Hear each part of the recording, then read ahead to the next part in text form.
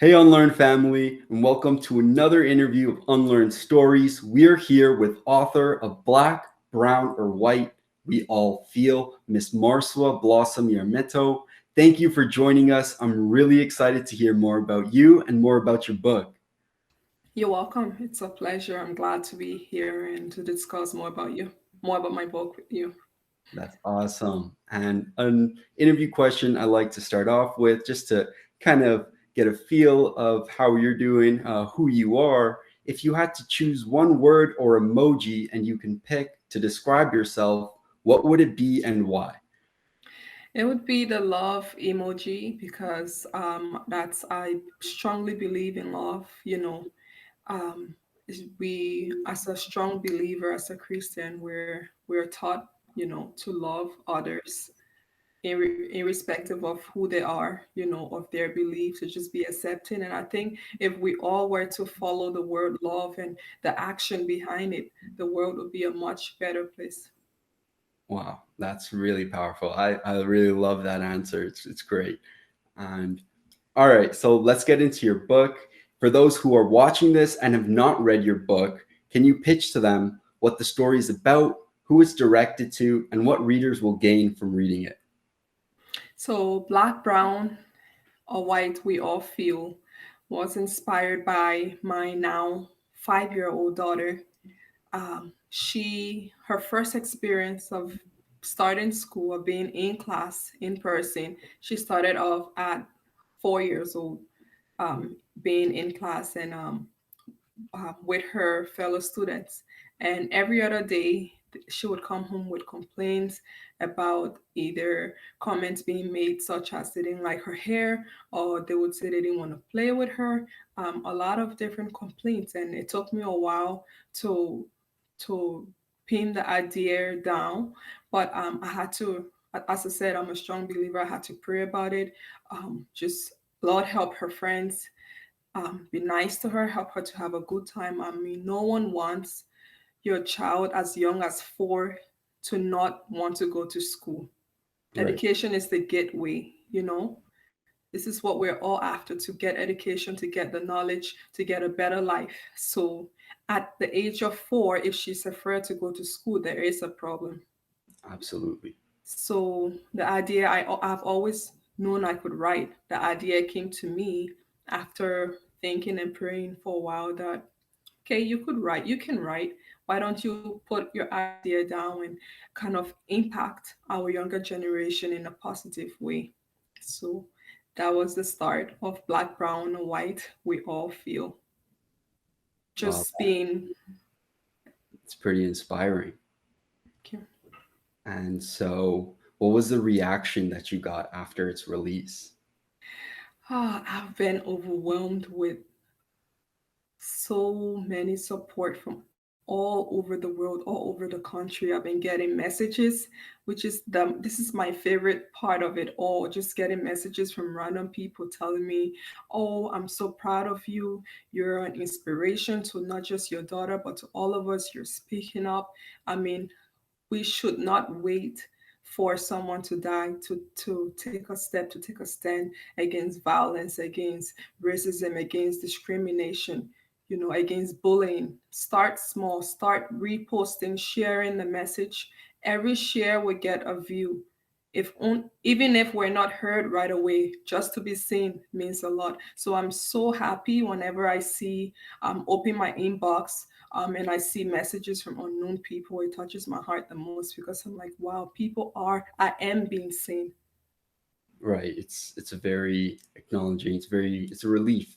It's very exciting to put something out there and get a positive reaction, and especially when what you put out is doing such great things, can do such great things. Yes. And on that note, I wanted you to talk to me about the importance of educating children about bullying and racism, not just at school, but also at home. Great question. I mean, education starts at home and not at school. Many people would look forward to the kids starting school, but we should start educating them way before school about, basic, knowledge about how to interact with other children, even lessons, general lessons they learn in school. I mean, Angel, I started teaching her at home. I had her little table, numbers, letters. I think by the time she was 3, so way before she started school. That way, you kind of gave them a heads up of what to expect. So aside from teaching them how to be polite, teaching them their manners, how to interact with other kids, just to throw it in, teach them general lessons, educational things, so you can prepare their minds for school. And to go back on topic, um, we have it is important we start from the home. Sometimes they don't spend a lot of hours in school, they do spend a lot of hours in school, but they are more emotionally attached to us. It becomes more real, more believing if we, the parents, we start reinforcing those values that the teachers are also teaching them. Start teaching your kids about diversity, not just your culture. Culture is important, but it's also important for them to know the world is diverse. And if they're not taught that, then they become hostile to other people, and this could cause a lot of issues. Right. And so, black, brown, or white, we all feel seems like that kind of message. Is that something that you encourage parents to read to their children at home? And why? What makes it so special? I know it was your inspiration behind it, but what about the book makes it so special to bring into our homes?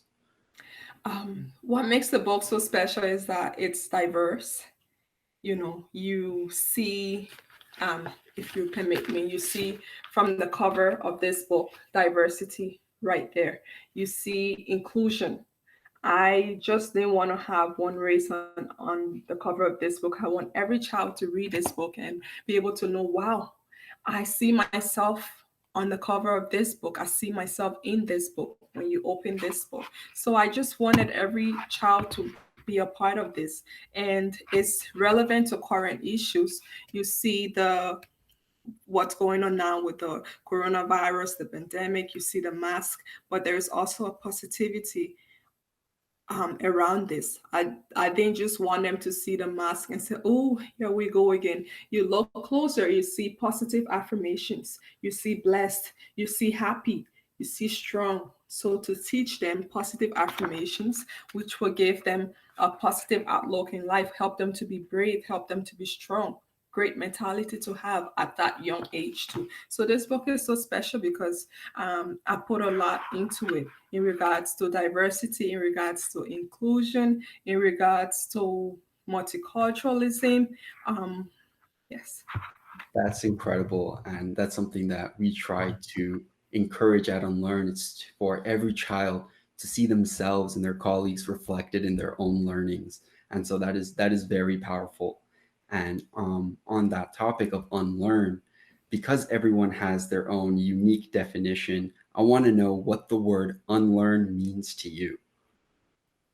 I would say unmasking some of the unwanted knowledge, unwanted damaging actions that could hinder ourselves, others in the society. So on becoming what could be damaging unintentionally. It's a little tricky, but replay that. Right.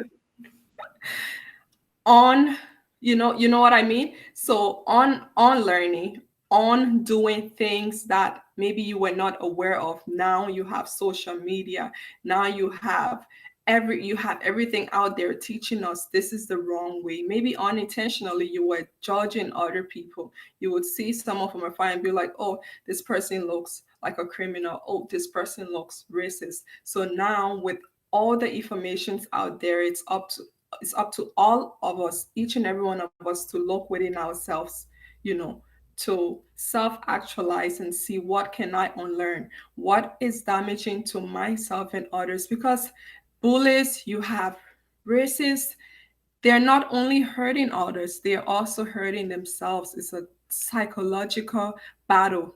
You do wrong to others, you go back home at night, you're not okay. Right.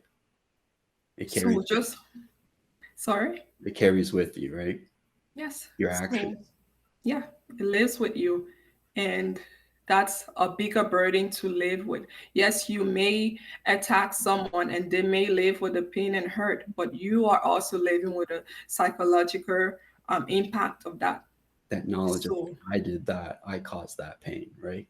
yes. Absolutely.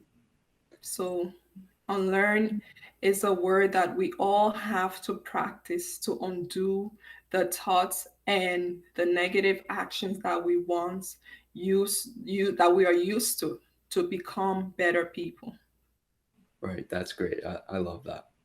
And moving forward, you are now a published author, you're an educator. What's next? Is there anything that your supporters and purchasers of your book should be excited for? Are you working on any new initiatives you're really passionate about? I am. So the title Black, Brown, and White We All Feel is a series. So I'm working on the next um, book, which is Black, Brown, and White. We're all beautiful. Now I've instilled the value of good manners. I've written how they can be kind to one another. The main goal behind this book was to help them stop bullying one another, whether it's physically or verbally, so now we're going into self-love. I want to help them to be confident in themselves, to love themselves for who they are. We're all made special and unique.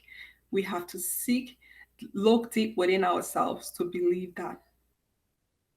That's great. So first it was about seeing each other in our own learning, accepting each other, and now it's about going beyond that, about seeing the beauty and the uniqueness in one another. That's incredible. I'm really excited for it. Thank you. I'm excited as well. It sounds amazing. And I wanted to know, is there anything else that you'd like to tell us about yourself, your career, your nationality? I'm African Canadian, obviously. I was born in Liberia. Now I'm now here Canadian, and I'm just happy to be making a positive impact on our younger generation.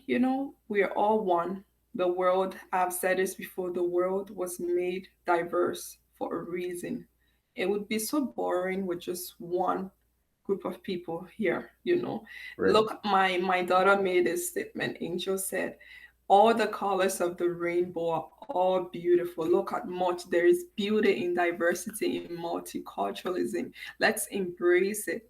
You cannot just have one race. It won't work. It didn't work in the past. So have an open mind, have an open heart. Let's embrace one another.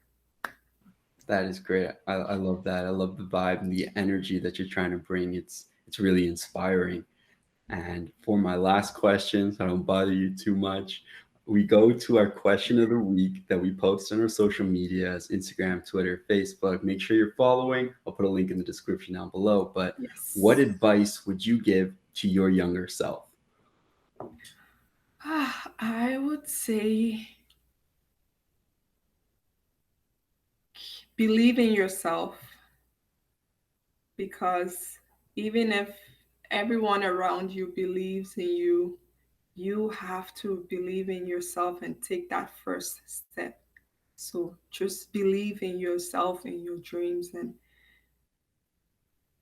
yeah. Not only are you inspiring others, you would go back and inspire yourself. I love that. It's amazing. Thank you. Thank you again so much for your time.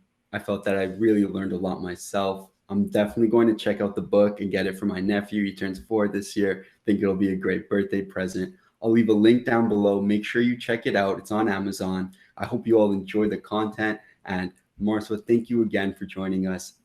You are an inspiration to us all. I can't wait to read your book and then your second book and hopefully even the third book.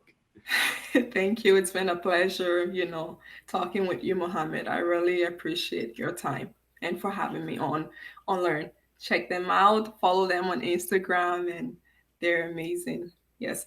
And maybe this is a surprise for the logo. Mhm. I checked your Instagram page, and there is one with the phone there is a person carrying the phone on their back technology. So I Right. just wanted to comment on that. I know that wasn't so. Technology is here to advance the world and make things easy, but there has to be a balance. We cannot just dwell solely in technology. It's gonna be overwhelming. So there has to be a balance. You work and then you take time off. Right. So No, I love that. Thank you so much for checking us out. I really appreciate your time. yeah. Yeah, no, I really like that design too. One of my favorites is actually the bears, where Mhm. there's their whole he's holding two apples, right? And Yeah, one bear's a little darker shade than the other bear, and the apple that he's reaching for is a little out of his height. And then you look deeper and there's a worm coming out of his apple. And the teacher's holding them both the same, but one kid has a stool, the other one doesn't, and it really points to the equality versus equity right. discussion, and I really like that one. I thought that was very powerful, and you pick up on things the more you look at it. But I'll make sure to put those two designs up so that you all can see them. I really appreciate that. That was great. Yeah, thank you. All right, thank you all for watching. If you like this, make sure you leave a thumbs up, comment, like, subscribe. Make sure you check Marswa out. Create a great day, everyone. Take care. All right.